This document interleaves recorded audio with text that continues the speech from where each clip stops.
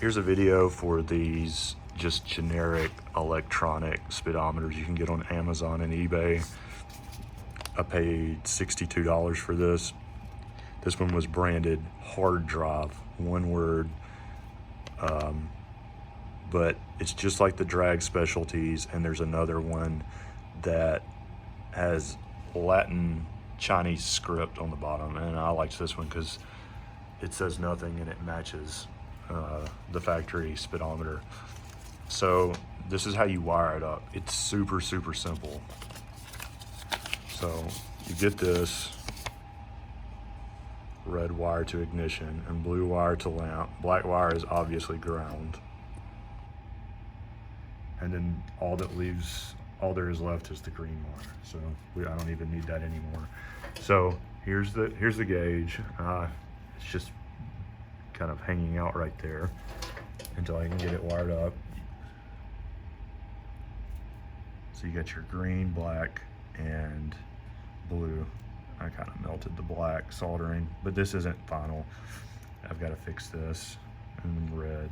So here's the factory harness for the speedometer, red with the blue tracer, blue stripe, and black. So I have a spare wiring harness, and I got those wires tapped in, come down. Blue runs to I twisted the red and the blue together, soldered them there, and then black just runs literally to ground, as you would expect.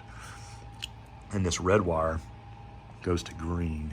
So here's the negative coil, but if you come up here to the dash that's on the American, the Speedmaster, I'm pretty sure it's like this on the regular Bonneville and the Thruxton. I know they don't have dashes, but all you need to do is find the solid red wire.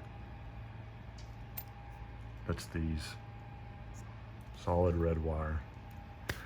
So there's not much gas in the carburetor because the tank's on, but I can start it and show you. So, and this isn't a stock Triumph America, as you can see with the wiring and the switch up here. So when you turn the key on, it zeroes out, and